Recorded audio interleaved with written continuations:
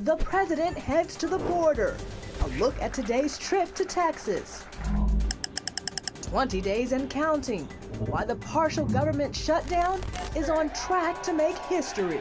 And how churches are working to help kids affected by America's opioid crisis. That and more tonight on Faith Nation.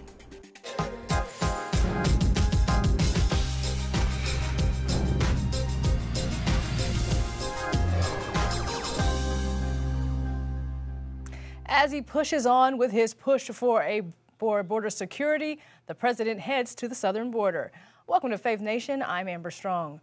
The White House has been touting border security as a national crisis, and today the president went to Texas as the battle over funding for a wall wages on here in Washington. Ben Kennedy is on the North Lawn with more. Hey, Ben. Hey, Amber, President Trump heard directly from Border Patrol and ICE agents on what they are facing day to day on the southern ports of entry. He also talked to people who lost loved ones, to illegal immigrants who turned to violence. And it's stories like that which caused Trump to say this is a crisis of the heart and why he is not backing down from locking in a border wall deal. I think we're winning the battle in a very big way. President Trump touched down in the Lone Star State to visit the area he says needs a wall. And we also see what you do on the border. Boy, I'll tell you what, it's tough stuff. But it could be a lot easier for you, and you could be spread a lot differently if we had the walls. Trump calls the southern border a pipeline for illegal drugs, gangs, and human traffickers. That's why he's demanding $5 billion for security. So if we had the wall, we could have a tremendous saving. I really believe the steel barrier or wall would pay for itself every 3 or 4 months, and maybe even better than that in terms of overall. Today, Trump admitted that Mexico won't be paying up front for the wall, but that the U.S.-Mexico-Canada trade deal would eventually cover the necessary funding. Mexico is paying for the wall indirectly. And when I said Mexico will pay for the wall in front of thousands and thousands of people, obviously they're not going to write a check, but they are paying for the wall indirectly many, many times over by the really great trade deal we just made. The commander-in-chief also wants additional money for more agents, judges, and humanitarian aid. He's talking about declaring a national emergency to bypass Congress if necessary. I haven't done it yet. I may do it. If this doesn't work out, probably I will do it. I would almost say definitely. The president is now heading back to D.C., where he said the GOP is united behind him and a border wall, and that it's now up to Democrats to make a deal. Amber? Ben, the president has been getting some mixed reactions on that plan for border security from people who actually live in towns like McAllen, where he was today. Yeah, Amber, you're right. The mayor of McAllen said, look, it is an honor to have the president visit, and that, yes, we do need immigration reform. While, as you were just talking about, some residents don't believe a border wall is necessary. They were open to hear what Trump had to say and know this issue is front and center in resolving this partial government shutdown. Ben Kennedy there at the White House. Thanks so much, Ben. The fight for border wall funding is forcing the partial government shutdown to drag on. With no end in sight, we're facing the longest shutdown in U.S. history come Saturday. But leaders on both sides of the aisle are continuing to hold firm to their demands. More on this, we turn to Capitol Hill correspondent Abigail Robertson. Abby, we're seeing the president fight it out with Chuck and Nancy in the media, but all of this back and forth is kind of drowning out some of the cooler heads there on Capitol Hill. That's right, Amber. Leadership of both parties is at a stalemate right now. The president has made it clear he's not going to sign any funding bill that does not include money for his wall. And Democrats are saying that they don't want to support that wall. Apparently, in the meeting yesterday, President Trump even asked Speaker Pelosi if he reopened the government, would in a few weeks she give him money for the wall? And she said no, she does not want any part in building the wall, which is what led to him storming out. about. And so she's introduced appropriations bills in the House that would reopen the government and has introduced a continuing resolution for the Department of Homeland Security. But some Republicans who want to see the government reopen are calling her out on this and saying these aren't exactly the clean appropriations bills that she's advertising. One of them includes reinstates federal funding for overseas abortions. So Republicans like Senator James Lankford are saying not so fast, that's not a clean funding bill. He does not want to see taxpayer money going to subsidize overseas abortions. And he also tells me that he's talked to some Democratic senators who said that they are very much in favor of border security, possibly even a wall. Take a look. Lately, what I'm hearing from Democrat colleagues is they quietly hope the president will declare a national emergency and will build the wall out of something else, and so they can go back to their base and to say, I stood strong against the president, but he did it anyway, because they're afraid to be able to go home and to be able to tell their base that they actually support border security, though some of their base as well supports border security. And so I think some of the loudest voices that want open borders are kind of winning the day in the Democrat Party at this point, when there are a lot of Democrats that say, hey, I'm not for open borders. I want to know who's crossing our border. I want us to have basic security. That group is being... And now the question is, with the House and Senate in control of different parties, really the only answer is for some compromise that can pass both and make its way to the president's desk. Abigail Robertson there on Capitol Hill. Thank you so much, Abby. Chief political analyst David Brody is here with us now. David, this whole logjam with nearly 1 million people in the middle is over President Trump's insistence on and Democrats' reluctance to fund his long-promised border wall. There's already a wall in place in some areas. Is that correct? Well, that's right, Amber. As a matter of fact, I've been down there 3 times. Last time, actually, about 4 years ago or so, but not much has changed, to be honest. I mean, there's some more fencing. Let's take a look at the border. It is huge, almost 2,000 miles long, actually 1,954 miles to be exact. And if you run the numbers, you can see roughly 654 miles, actually, I'm just double checking my figure here, of various border fencing down there. And so that's what, about a third or so of the border does have some sort of fencing. Once again, it's different things. It's short fences, it's vehicle barriers. As a matter of fact, you take a look at the pictures here. Take a look. On the left side is what's been there, still what's there. On the right side is what they're building to replace those vehicle barriers. So as you can see, much bigger, stronger fencing. But once again, the key here is that's not Trump's prototype. That's stuff that's already been approved by previous Congresses. Right. The president keeps insisting that his long-promised border wall is already getting built. This is him a few days ago. We've had new wall built, but we can do much more if they give us the money to do it. But a lot of work has already been done. You know, when they say build the wall, I don't say that anymore. I say finish the wall, because we have done a lot of work. Can we fact check that a little bit? What does he mean by that? Okay, so we need to unpack this a little bit, all right? First of all, he says we've built new wall. Okay, so here's the thing. You can technically say that's true. You can technically say it's false, because some new replacement walling has gone up, but it's not new wall in terms of expanding the actual border wall or the border fencing, so that's not true. Take a look at some of the statistics. Basically, out of those 124 miles that have been approved, 40 miles are replacement barriers. That's actually 40 miles that have been completed in Border Patrol's highest priority locations like San Diego, El Centro, and El Paso sectors. There's actually been 0 miles of actual new barriers so far, and that's the difference. David, real quick, last question. David, there's a photo that surfaced today that's come out, and it shows a steel wall, guess what, can be sawed through. Was that much to do about nothing? Yeah, I think so. Look, I mean, first of all, remember, this is not something that Trump necessarily has proposed. I know you've heard steel barriers, but that's something that was under previous administration. So, of course, the president came out today and said, yeah, I saw that, but that's an old model. We can do better. And not to mention the fact that what he said, and it's really true, anything, you can penetrate anything if you really wanted to. But remember, if you're sawing through a steel barrier, one of those things, it's going to take some time. And that's the whole idea of a wall to begin with, that it'll take time to get through the wall or penetrate the wall. And that gives Border Patrol agents enough time to apprehend them before they get lost in the desert. David Brody with the breakdown. Thank you so much, David. Thanks, Amber. Since Attorney General Jeff Sessions rescinded President Obama's executive order known as DACA, the fate of more than 700,000 of those so-called dreamers has been in question. Now some lawmakers and even faith leaders believe DACA could be the answer to ending the government shutdown and addressing border security. It's got to be wall plus something else.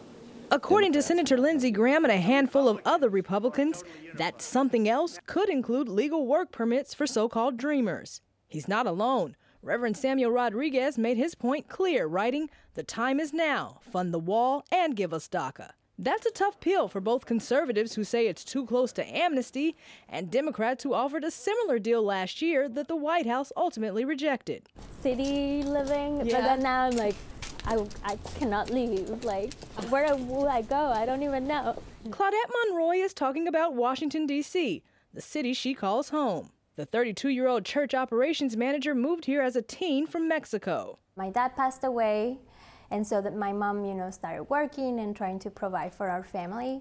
I ended up having to drop out of school in 5th grade to be able to stay home with my little sister. Her road to opportunity hit a wall when she learned her true legal status years later. The Department of Homeland Security is taking steps to lift the shadow of deportation from these young people. Then President Obama opened a door for people like her to legally live and work here. I had this amazing thing for a few years of my life, and then it can just be taken away. Why haven't you pursued your citizenship? Sadly, I mean, if people look into immigration, there is not a path. The road from immigrant to citizen is a bit more complex for dreamers. To become a citizen of the United States, you first have to become a lawful permanent resident, which means you have a green card. And there's particular ways that someone might be eligible to apply for a green card: through a family sponsor, through an employer sponsor, usually if you're very highly educated, if you are granted refugee status, having fled persecution. Most people who we now consider dreamers never fit into one of those categories. Monroe knows she's a success story, an illegal immigrant with a college degree and a job she loves. She credits Christians for helping her along the way. I've been hearing a lot about in the news or in social media that people talk about the people and the families, especially the mothers that are trying to come into the U.S. right now, have low literacy levels and don't have skills.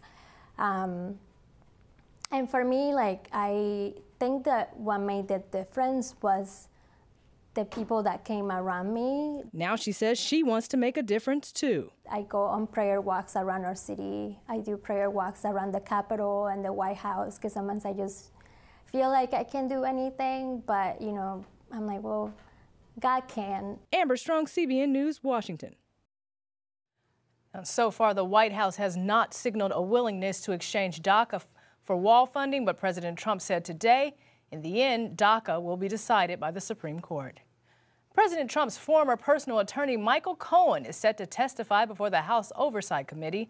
During the February 7th hearing, Cohen says he'll give a full and credible account of his time working for the president. Cohen was recently ordered to serve 3 years in prison for financial crimes and breaking laws to help influence the 2016 election. When we come back, we'll take a look at the issue the Pentagon considers one of the greatest growing threats to Americans.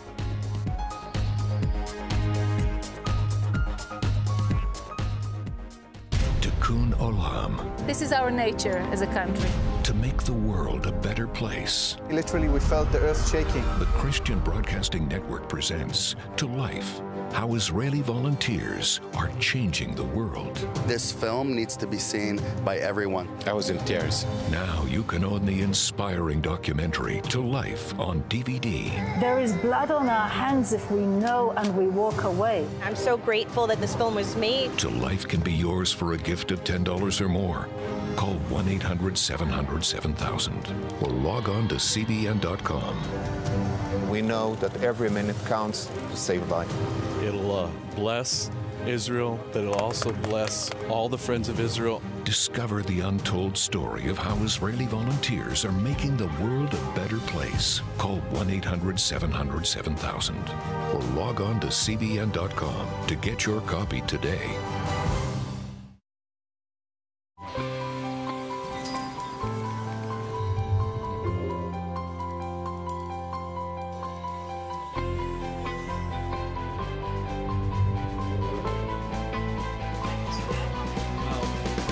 I am Region's first ROTC graduate student.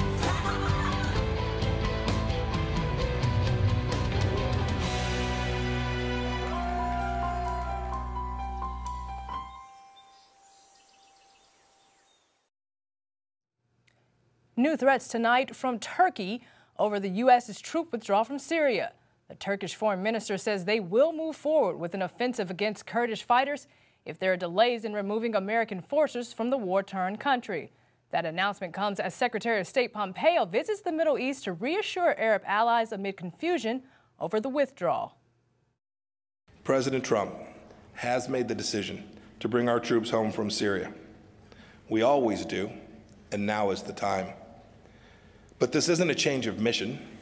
We remain committed to the complete dismantling of ISIS, the ISIS threat, and the ongoing fight against radical Islamism in all of its forms. But as President Trump has said, we're looking to our partners to do more. Earlier this week, National Security Advisor John Bolton set the condition Turkey must help protect Syrian Kurds once U.S. troops leave the country. While speaking today in Egypt, the Secretary of State praised that country over recent progress over religious freedom. In an exclusive interview there on the ground, CBN News Middle East Bureau Chief Chris Mitchell sat down with Secretary Pompeo for more. What about the Christians in the region? They have an appeal that they won't be eradicated, that Christianity won't be eradicated. What's your message to those Christians? That America is with them. Christianity is at the heart of the history of this place here in the Middle East. All you got to do is grab a Bible and read the places and the names. Christians have been central to the Middle East. We want to make sure that they continue to have opportunities and freedom, and for Christian churches to grow alongside churches of other faiths as well. Our message is simple, is that we stand for religious freedom every place American diplomacy is at work.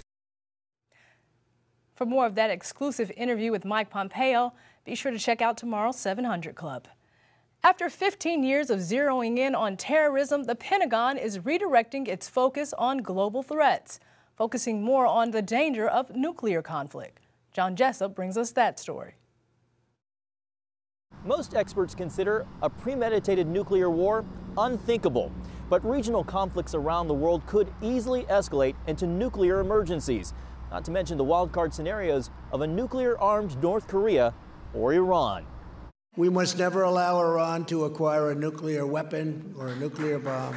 The danger of a nuclear-armed Iran is the president's chief worry. We cannot let the world's leading sponsor of terror, a regime that chants death to America and threatens Israel all of the time with annihilation and constantly screams out death to Israel, to possess the deadliest weapon on earth. We will not allow that to happen. And even after the historic handshake in Singapore between the president and Kim Jong-un last summer, North Korea has yet to give up on its nuclear ambitions. North Korea and Iran, prospectively, are both very real challenges. But they are far from the only nuclear threats to the United States. Eric Edelman is a former diplomat and Defense Department official. The biggest nuclear threat remains Russia, because they're the only other country with an arsenal that does pose an existential threat to the United States, although China's arsenal is growing. To contend with that threat, the U.S. is threatening to pull out of a Cold War-era nuclear treaty if Russia does not comply with the terms by February. Dovayai no provayai. Trust but verify. That's how President Ronald Reagan characterized the Intermediate Range Nuclear Forces Treaty, or INF, with Soviet leader Mikhail Gorbachev some 3 decades ago. Now, that trust is eroding. Russia has more nuclear weapons than any other country in the world, and a new report based on hacked cables warns it may now be storing nuclear arms in Crimea, making Russia the only nation other than the U.S. to store nuclear weapons in other countries. Russia's top general said in December that a U.S. withdrawal from the INF treaty would put a target on the backs of countries hosting U.S. missile systems. Both Russia and China are investing in new nuclear weapons and new delivery platforms. The U.S. has not built a new nuclear weapon in over 30 years. That, coupled with aging delivery platforms from the air, on land, and at sea, has created space for global powers to up the ante. We've grown very complacent about this because since 1945 nobody has used nuclear weapons in anger, and so I think there's a tendency to think no one will ever do this. That's not to suggest a premeditated nuclear war is on the horizon. Nuclear war would be crazy in the abstract and even in reality. No one's going to just decide to launch it out of the blue. Michael O'Hanlon, a senior fellow at the Brookings Institute, insists that setting off a nuclear bomb would only ever be the last resort of a regional conflict spun out of control. The stakes would be extremely high in any kind of direct confrontation between nuclear-armed countries because you don't know at what point the losing side is going to accept defeat rather than escalate to nuclear threats or nuclear use. The tendency is to think of Iran and North Korea as the most imminent threats, and they are. But the U.S. must be prepared for Russia's nuclear force and China's growing nuclear arsenal as well. John Jessup, CBN News, the Pentagon. After the break, the effect opioid abuse is having on kids and what churches are doing to help.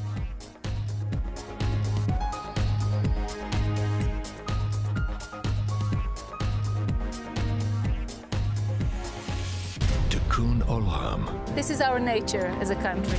To make the world a better place. Literally, we felt the earth shaking. The Christian Broadcasting Network presents To Life, how Israeli volunteers are changing the world. This film needs to be seen by everyone. I was in tears. Now you can own the inspiring documentary To Life on DVD. There is blood on our hands if we know and we walk away. I'm so grateful that this film was made. To Life can be yours for a gift of $10 or more. Call 1-800-700-7000 or log on to cbn.com. We know that every minute counts to save a life. It'll bless Israel, but it'll also bless all the friends of Israel. Discover the untold story of how Israeli volunteers are making the world a better place. Call 1-800-700-7000 or log on to cbn.com to get your copy today.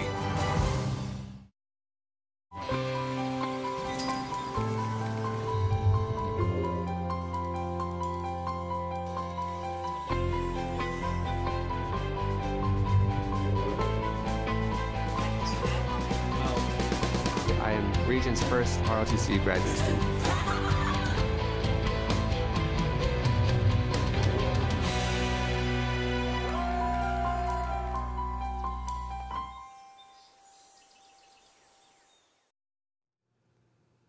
The Centers for Disease and Control Prevention say opioid-related suicides and overdose deaths have more than doubled since the year 2000.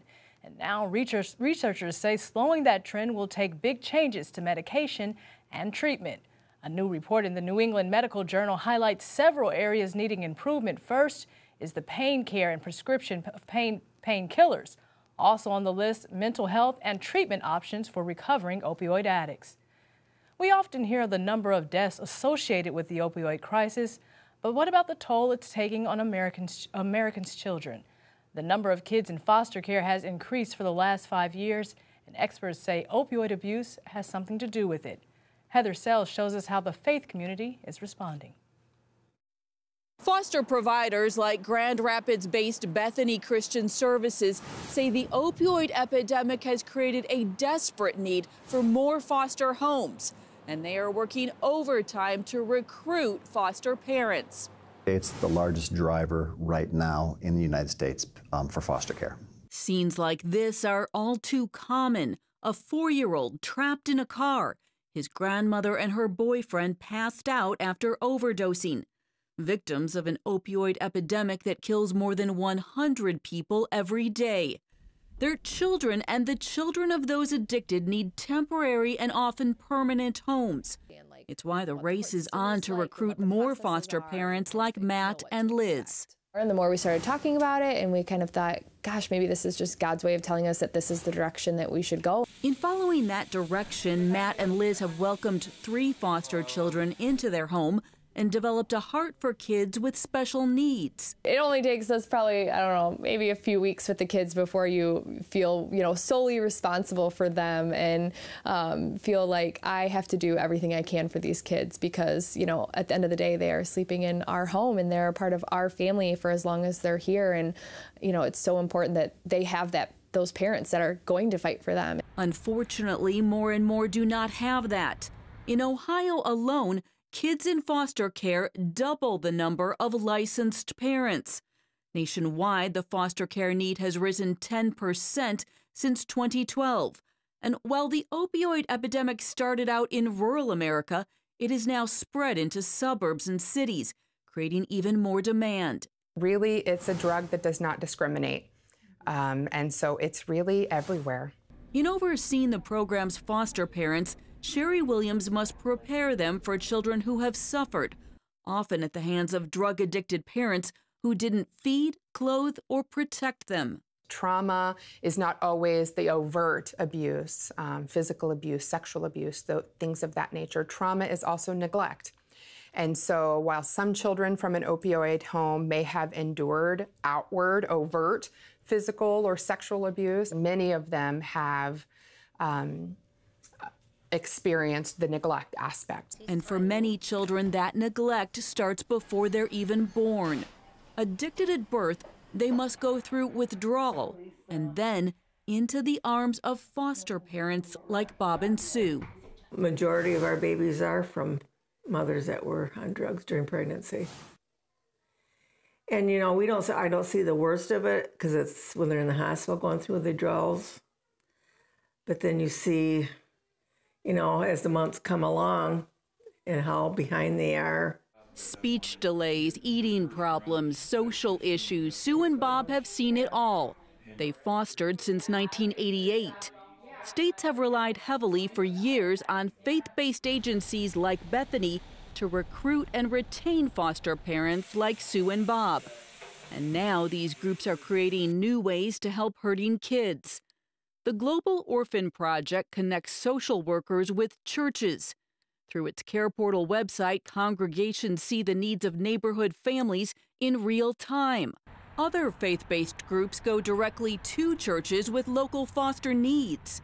Naomi Schaefer-Riley has studied the trend. Going into particular churches, particular parishes, congregations, and going to the pulpit and saying, these are the 7 kids in your zip code who need a home tonight, actually really had a very big effect. People were unaware that the problem was so local. Foster parents like Matt and Liz don't seek recognition or fame, and Bob and Sue even face resistance from friends concerned about their age.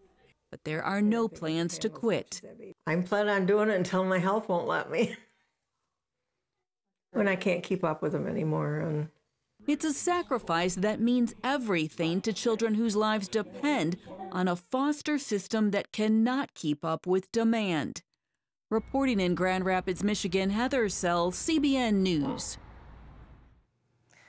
Well, that's simply amazing. The hands and feet of Jesus at work. That's going to do it for tonight's Faith Nation. For the latest and breaking news, be sure to check out cbnnews.com. We'll see you here tomorrow.